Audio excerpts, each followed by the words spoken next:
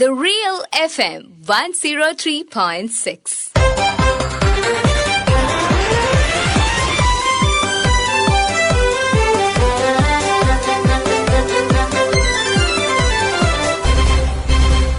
ശ്രദ്ധ. നമ്മുടെ നാട്ടിൽ സ്ത്രീധനം നൽകുന്നതും വാങ്ങുന്നതും നിയമം മൂലം നിരോധിച്ചിട്ടുണ്ടെങ്കിലും പല വിവാഹങ്ങളിലും സമ്മാനമെന്ന പേരിൽ അത് നിർബാധം തുടരുന്നുണ്ട്. വിവാഹത്തിലെ ആർഭാടത്തിനും ഒട്ടും കുറവില്ല. ഇക്കാര്യത്തിൽ കർശനമായ നിയന്ത്രണങ്ങൾ ഏർപ്പെടുത്തുവാനും സ്ത്രീധന നിരോധന നിയമം കടുപ്പിക്കാനും സർക്കാരിന് സംസ്ഥാന വനിതാ കമ്മീഷന്റെ ശുപാർശ. ആർഭാട വിവാഹങ്ങൾക്ക് നികുതി ഏർപ്പെടുത്തണം. സ്ത്രീധനം വാങ്ങുന്നവർക്ക് സർക്കാർ ജോലി നൽകരുത്. ഗാർഹിക പീഡനവും സ്ത്രീധന മരണവും കൈകാര്യം ചെയ്യാൻ പോലീസിന് പ്രത്യേക പരിശീലനം നൽകണമെന്നടക്കം കമ്മീഷന്റെ റിപ്പോർട്ടിലുണ്ട്. ഈ വിഷയത്തിൽ സംസ്ഥാന വനിതാ കമ്മീഷൻ മുൻ അംഗം ഷാഹിദ കമാലിന്റെ പ്രതികരണത്തോടെ ഇന്നത്തെ ശ്രദ്ധ ആരംഭിക്കുന്നു. കേരളത്തിൽ വർദ്ധിച്ചു വരുന്ന സ്ത്രീധന പ്രശ്നങ്ങൾ ഒരുപാട് കുടുംബ സാമൂഹിക പ്രശ്നങ്ങൾ ഉണ്ടാക്കുന്നുണ്ട് നിരന്തരമായിട്ട്. അതിൽ ഏറ്റവും പ്രധാനപ്പെട്ട ഒരു വില്ലൻ എന്ന് പറയുന്നത് ഡൗറി തന്നെയാണ്, സ്ത്രീധനം തന്നെയാണ്. സ്ത്രീധന നിരോധന നിയമം നിലവിലുള്ള ഒരു രാജ്യത്താണ് നമ്മൾ ജീവിക്കുന്നതെങ്കിലും ആ നിയമത്തെ മറികടക്കുന്നതിന് വേണ്ടിയിട്ട് പലപ്പോഴും കുടുംബാംഗങ്ങൾ ആ സ്ത്രീധനത്തിന് ഓമനപ്പെടുത്തിയിരിക്കുന്നതാണ് സമ്മാനങ്ങൾ എന്ന പേരിൽ. അതോടൊപ്പം തന്നെ വിവാഹം വളരെ ആർഭാടപരമായും ദൂരത്തോടും കൂടി നടത്തുന്നതും കേരളത്തിന്റെ ഒരു പ്രത്യേകതയായിട്ട് നമുക്ക് പലപ്പോഴും തോന്നിയിട്ടുണ്ട്. പലപ്പോഴും കുടുംബാംഗങ്ങൾക്കിടയിൽ അല്ലെങ്കിൽ ദമ്പതികൾക്കിടയിൽ തർക്കങ്ങൾ ഉണ്ടാവുകയും അത് കോടതിയിലേക്കും മറ്റ് ഭീഷണികളുടെയും ഒക്കെ മുന്നിൽ വരുമ്പോൾ അതുവരെ ഇല്ലാത്ത ഒരുപാട് സമ്മാനങ്ങളുടെ പട്ടികകൾ ഇരുകൂട്ടരും നിരത്താറുണ്ട്, പ്രത്യേകിച്ച് പെൺകുട്ടിയുടെ വീട്ടുകാർ. ഇത് ഏറ്റവും ഒരു ശ്രദ്ധേയമായ കാര്യം എന്ന് പറയുന്നത് ഈ വിവാഹ സമയത്ത് കൊടുക്കുന്ന സമ്മാനങ്ങൾക്ക് ആദായ നികുതി നിയമത്തിലെ സെക്ഷൻ 56 പ്രകാരം നികുതിയിൽ നിന്ന് ഒഴിവാക്കിയിട്ടുണ്ട് എന്നുള്ളത് തന്നെയാണ്. അതുകൊണ്ട് തന്നെ നമുക്ക് പലപ്പോഴും ഇതിന്റെ കൃത്യമായ കണക്കുകൾ ആരുടെയും കൈവശമില്ല. ഒരു തർക്കത്തിലെത്തുമ്പോൾ മാത്രമാണ് ഇന്ന സമ്മാനങ്ങൾ ഞങ്ങൾ കൊടുത്തിട്ടുണ്ട് എന്ന് പെൺകുട്ടിയുടെ വീട്ടുകാർ പറയുന്നതും അത് ലഭിച്ചിട്ടില്ല എന്ന് ആൺകുട്ടിയുടെ വീട്ടുകാർ പറയുന്നതും. അതുകൊണ്ട് തന്നെ വിവാഹ സമയത്ത് നൽകുന്ന സമ്മാനങ്ങളുടെ ഒരു ലിസ്റ്റ് വിവാഹം രജിസ്റ്റർ ചെയ്യുന്ന സമയത്ത് നമ്മൾ കൊടുക്കുന്ന ഡോക്യുമെന്റ്സിനോടൊപ്പം കൊടുക്കണം എന്ന ഒരു ശുപാർശ സർക്കാർ നൽകിയിട്ടുള്ളതാണ്. തീർച്ചയായിട്ടും അത് വളരെ അത്യാവശ്യമായ കാര്യം തന്നെയാണ്. കാരണം പലപ്പോഴും വിവാഹം നടത്താൻ കഴിയാത്ത ആളുകൾ ഈ ആർഭാട വിവാഹങ്ങൾ കാണുമ്പോൾ ഉള്ള വീടും ഒക്കെ വിറ്റും വിവാഹം നടത്തി പിന്നീട് അത് പ്രശ്നത്തിലേക്കാകുമ്പോൾ കിടപ്പാടം കൂടി നഷ്ടപ്പെടുന്ന ഒരുപാട് സാഹചര്യങ്ങൾ നമ്മുടെ മുന്നിൽ ഉണ്ടായിട്ടുണ്ട്. അപ്പോൾ മറ്റ് ആർഭാട വിവാഹങ്ങൾ കാണുമ്പോൾ തങ്ങളുടെ മക്കൾക്കും അത്തരത്തിൽ വിവാഹം നടത്തണം എന്ന ഒരാഗ്രഹം, സ്വാഭാവികമായ ഒരു ആഗ്രഹം ഉണ്ടാകുന്നതിന്റെ ഒരു പശ്ചാത്തലത്തിൽ കൂടിയാണ് അത്തരത്തിൽ നമ്മുടെ കിടപ്പാടം പോലും വിറ്റ് വിവാഹം നടത്തുന്ന സാഹചര്യം അല്ലെങ്കിൽ കടം വാങ്ങിച്ച് വിവാഹം നടത്തുന്നതൊക്കെ ഉണ്ടായിട്ടുള്ളത്. അതുകൊണ്ട് തന്നെ ഈ ആർഭാട വിവാഹങ്ങൾ അതിന് ഒരു നികുതി ചുമത്തുക എന്ന് പറയുമ്പോൾ തീർച്ചയായിട്ടും ഒരു പരിധിവരെ നമുക്ക് ആർഭാടം കുറയ്ക്കുവാൻ സാധിക്കും. അതോടൊപ്പം തന്നെ ഈ വിവാഹ സമയത്ത് കൊടുക്കുന്ന പരസ്പരം പെൺകുട്ടികളുടെ വീട്ടിലും ആൺകുട്ടിയുടെ വീട്ടിലും അല്ലെങ്കിൽ ഈ രണ്ടു പേർക്കും കിട്ടുന്ന സമ്മാനങ്ങൾ അത് കൃത്യമായി വിവാഹം രജിസ്റ്റർ ചെയ്യുന്ന സമയത്ത് തന്നെ അത് ഡോക്യുമെന്റ് ചെയ്തു പോവുകയാണെങ്കിൽ ഒരു തർക്കം വരുമ്പോൾ ഇത് നമുക്ക് ഒരു തെളിവായി കാണാൻ സാധിക്കും.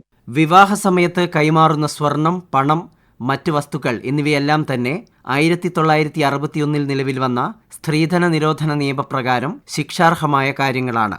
എന്നാൽ ഈ നിയമം നിലവിൽ വന്ന് വർഷങ്ങളായിട്ടും പൂർണ്ണമായി നടപ്പിലാക്കാൻ ഇതുവരെയും കഴിഞ്ഞിട്ടില്ല എന്നതാണ് യാഥാർത്ഥ്യം. ഹൈക്കോടതി അഭിഭാഷകൻ ഹരീഷ് വാസുദേവൻ.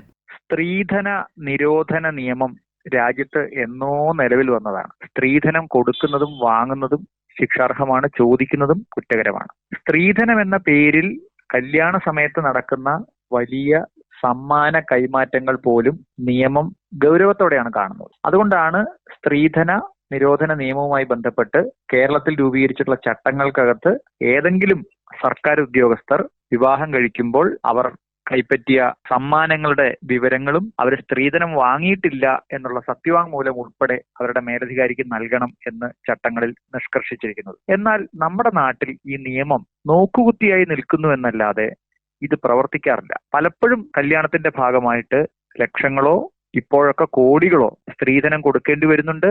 സർക്കാർ ജോലിയുള്ള പുരുഷന്മാരാണെങ്കിൽ അത് ഡിമാൻഡ് ചെയ്യുന്ന ഒരു സ്ഥിതിയുണ്ട്, അല്ലെങ്കിൽ ഏതു തരത്തിലുള്ള സാമ്പത്തിക സ്ഥിതിയുള്ള ആളുകളാണെങ്കിലും കൂടുതൽ പണം ഡിമാൻഡ് ചെയ്യുന്ന ഒരു സ്ഥിതിയുണ്ട്. സ്ത്രീധനം നിയമപരമായി കുറ്റമാണെങ്കിലും അത് സമൂഹത്തിൽ ആരും അറിയാതെയോ അല്ലെങ്കിൽ എല്ലാവരും അറിഞ്ഞോ നിലനിൽക്കുന്നത് വാസ്തവത്തിൽ ഒരു സാമൂഹികമായിട്ടുള്ള കുഴപ്പം കൊണ്ട് സംഭവിക്കുന്നത്. അതിന് വേണ്ടത്ര ജാഗ്രത സർക്കാരിന്റെ ഭാഗത്തുനിന്നും ഇല്ലാത്തതുകൊണ്ടാണ്. അതുകൊണ്ടായിരിക്കാം കേരള വനിതാ കമ്മീഷൻ വളരെ മാതൃകാപരമായിട്ടുള്ള ഒരു കാര്യം ഇക്കാര്യത്തിൽ മുമ്പോട്ട് വെച്ചത്.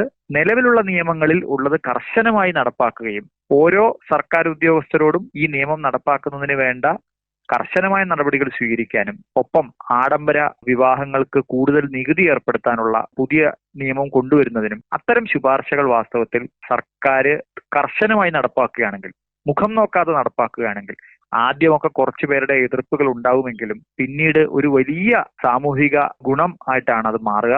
ഒരു സാമൂഹിക പരിഷ്കരണം സാധ്യമാണ്. പിൽക്കാല തലമുറ ഒരുപക്ഷെ ഈ സർക്കാരിനെ അത്തരത്തിൽ നന്ദിയോടെ സ്മരിക്കാൻ സാധ്യതയുണ്ടെന്നാണ് എനിക്ക് തോന്നുന്നത്. നമ്മുടെ നാട്ടിൽ ഓരോ വിവാഹങ്ങൾ നടന്നു കഴിഞ്ഞാലും അവിടെ നടത്തുന്ന സാമ്പത്തിക കൊടുക്കൽ വാങ്ങലുകൾ വാസ്തവത്തിൽ പോലീസ് അന്വേഷിക്കേണ്ടതാണ്. പോലീസിന്റെ പക്കൽ ഇതുമായി ബന്ധപ്പെട്ട സത്യവാങ്മൂലങ്ങൾ പരിശോധനയ്ക്ക് വരികയും അത്രയും തുകയാണോ അവിടെ കൈമാറ്റം ചെയ്യപ്പെട്ടത്, അല്ലെങ്കിൽ സമ്മാനങ്ങളാണോ അവിടെ കിട്ടിയത്, ഈ സമ്മാനങ്ങളിൽ ഏതെങ്കിലും സ്ത്രീധനത്തിന്റെ സ്വഭാവമുള്ളതാണോ, ഇതെല്ലാം വാസ്തവത്തിൽ പോലീസ് പരിശോധിക്കേണ്ടതാണ്. കാരണം നമ്മുടെ നാട്ടിൽ വിവാഹങ്ങൾ രണ്ട് കുടുംബങ്ങൾ തമ്മിലോ അല്ലെങ്കിൽ രണ്ട് വ്യക്തികൾ തമ്മിലോ ആണ് നടക്കുന്നതെങ്കിലും അതിനകത്തൊരു ക്രൈം ഉണ്ടാവുന്നില്ല എന്ന് ഉറപ്പുവരുത്താനുള്ള ഉത്തരവാദിത്വം വാസ്തവത്തിൽ ഈ നിരോധന നിയമം വന്ന ശേഷം സർക്കാരിനുണ്ട്, പോലീസിനുണ്ട്. അപ്പൊ പോലീസ് ഇതെല്ലാം പരിശോധിക്കണം. നമ്മുടെ നാട്ടിലുള്ള കല്യാണങ്ങൾ നടക്കുന്നതിനകത്ത് വലിയ സാമ്പത്തിക കുറ്റകൃത്യം, പ്രത്യേകിച്ച് സ്ത്രീധനം, അതിന്റെ പേരിൽ ആളുകൾ മരിക്കുന്ന സ്ഥിതി വരെ ഉണ്ടാവുന്നത് കൊണ്ട് തീർച്ചയായിട്ടും അത് അന്വേഷിക്കേണ്ടതും നടപ്പാക്കേണ്ടതുമാണ്.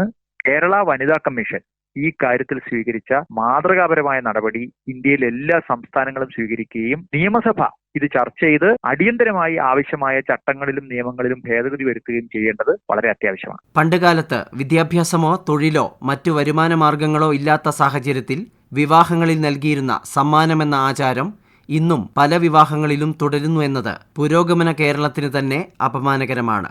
എന്നാൽ പുതുതലമുറ ഇത്തരം കാര്യങ്ങളിൽ തീർത്തും വ്യത്യസ്തരാണെന്ന് അധ്യാപികയായ കൂട്ടാലിട സ്വദേശിനി അഞ്ജു അരവിന്ദിന്റെ പ്രതികരണം. പുതുതലമുറ സ്ത്രീധനത്തിന് എതിര് തന്നെയാണുള്ളത്. നമ്മളിപ്പോ കണക്കുകൾ നോക്കുമ്പോൾ തന്നെ 2014 8,500 മരണങ്ങൾ നടന്നിട്ടുണ്ട് ഈ സ്ത്രീധനമായിട്ട് റിലേറ്റ് ചെയ്തിട്ട്. പക്ഷെ അത് 2022 ആവുമ്പോൾ ആ 8.5 എന്നുള്ള കണക്ക് നമുക്ക് നോക്കുകയാണെങ്കിൽ 6.5 ആയിട്ടൊക്കെ നമ്മൾ പത്രത്തിലെ റിപ്പോർട്ട് വരുമ്പോൾ കാണാറുണ്ട്. ഈ കണക്കുകൾ സൂചിപ്പിക്കുന്ന തന്നെ പുതുതലമുറ സ്ത്രീധനം എന്ന ഒരു സമ്പ്രദായത്തിന് എതിരാണ് എന്നുള്ളതാണ്. അത് എതിരാവാനുള്ള കാരണം നമ്മളിപ്പോ സ്ത്രീധനം കൊടുത്തതൊക്കെ പണ്ട് കാലത്ത് ഒരു സ്ത്രീക്ക് ഒരു സഹായം എന്നുള്ള രീതിയിൽ ഒരു ഗിഫ്റ്റ് ആയിട്ട് അവർക്കൊരു സപ്പോർട്ട് എന്ന രീതിയിൽ കൊടുത്തതാണ്. പക്ഷെ ഇന്ന് ഞങ്ങൾ പുതുതലമുറയെ സംബന്ധിച്ചിടത്തോളം നമ്മൾ ഫിനാൻഷ്യലി ഇൻഡിപെൻഡന്റ് ആയതിനു ശേഷമാണ് നമ്മൾ ഈ വിവാഹത്തെ പറ്റി ചിന്തിക്കുന്നത്. അപ്പൊ അപ്പോഴേക്കും നമ്മളൊരു ഫിനാൻഷ്യലി ഇൻഡിപെൻഡന്റ് സ്റ്റേറ്റിലായിരിക്കും നമ്മൾ ഉണ്ടാവുക. അതിന്റെ ഒരു സെക്കൻഡ് ഫേസ് എന്ന രീതിയിലായിരിക്കും നമ്മൾ വിവാഹം